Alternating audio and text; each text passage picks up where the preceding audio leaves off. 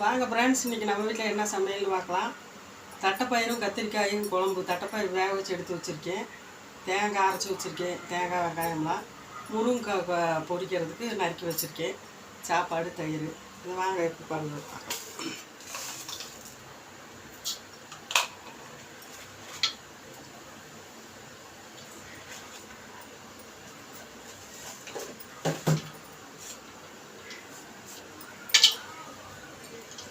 கடுகு 2-3 சோம்பு போட்டுக்கோம்.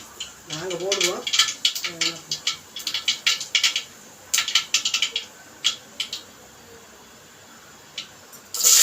வெங்காயத்தை போட்டு காய்ச்சி வச்சு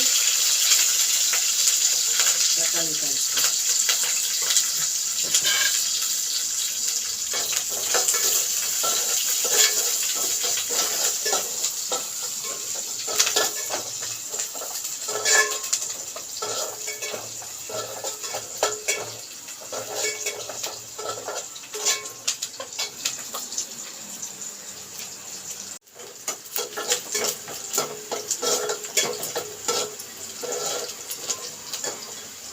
முருங்காய் கட் பண்ணி வச்சுருக்கு. முருங்காய் இன்றைக்கி சும்மா பொரிக்கிறது தான். மிளகாப்பொடி தக்காளி வெங்காயம்லாம் போட்டு பொரிச்சு நல்லா இருக்கும். அதுவும் நல்லாயிருக்கும். தக்காளி பொரிச்சு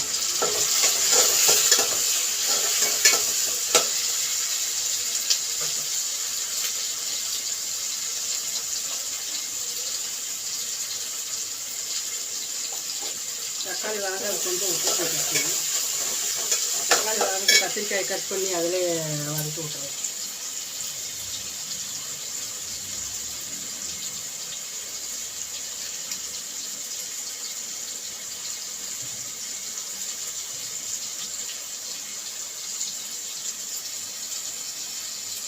ஒரு வதக்கி வச்சு அப்படி மிளகா அப்படி போட்டு தேங்காய் ஊற்றிடும்.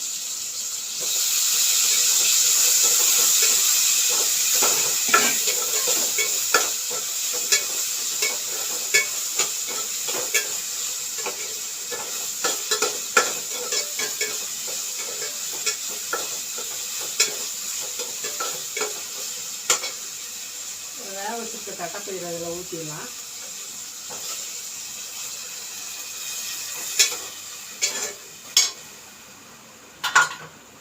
இந்த வீட்டில் அரைச்ச மசால் தூள் தான். இது நமக்கு எவ்வளோ தேவையோ அவ்வளோ போட்டுக்கலாம். கொஞ்சம் மஞ்சள் பொடி சேர்த்துக்கலாம்.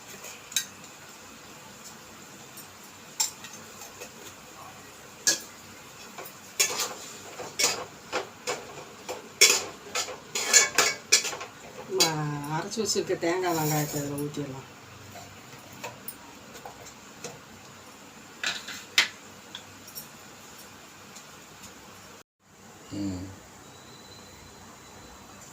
வாங்க, குழம்பு கொதிச்சிருச்சு. கத்திரிக்காய் தட்டைப்பயிரெலாம் மிளகா இப்படி போட்டு விட்டுருக்கு. தேங்காய் வெங்காயம் ஊற்றியாச்சு. புளி ஊற்றிட்டு மிளகா ஊற்றி இப்போ பார்த்துட்டு ஊற்றிக்கலாம். முருங்காய் தாளிச்சு விட்டுருங்க.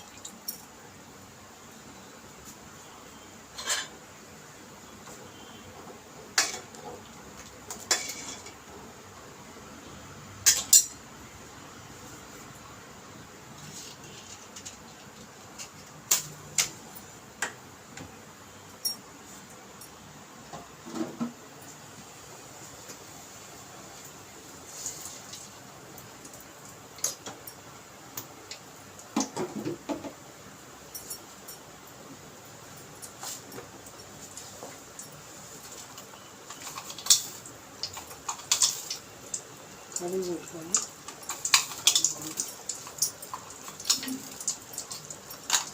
2-3 சோம்பு 2-3 சோம்பு போட்டுக்கும்.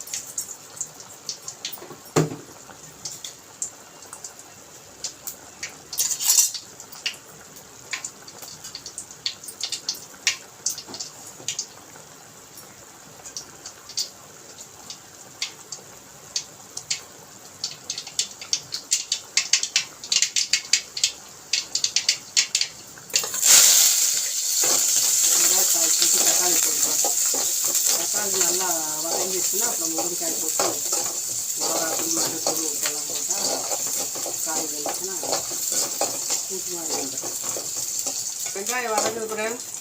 வெங்காயம் வதங்கிறதுக்கு முன்னாடி தக்காளி போட்டு வதங்கிடுச்சுன்னா அப்படியே முருங்கைக்காயை போட்டு நம்ம குழம்பு மிளகாத்தூள் கொஞ்சம் மஞ்சத்தூள் உப்பெல்லாம் போட்டு அப்படியே வதக்கி விட்டு கொஞ்சம் தண்ணி ஊற்றி விட்டோம்னா அப்படியே கூட்டு மாதிரி வந்துடும்.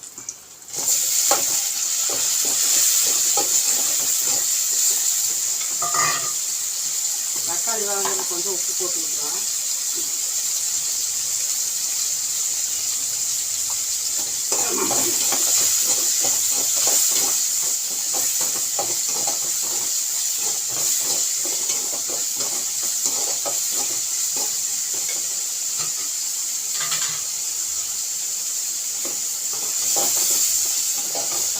முருங்கைக்காயை போடுற தக்காளி வதங்கிடுச்சு.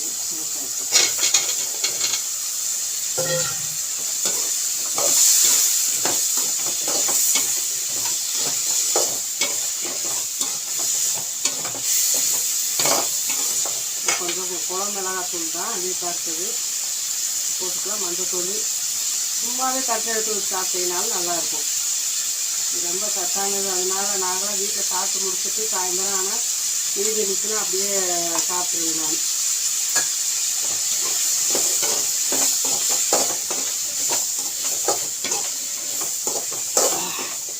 இதில் கொஞ்சம் தண்ணி ஊற்றி விட்டு உப்பை போட்டு விட்டு அப்புறம் வேக சாப்பிட்றோம் பார்ப்போம்.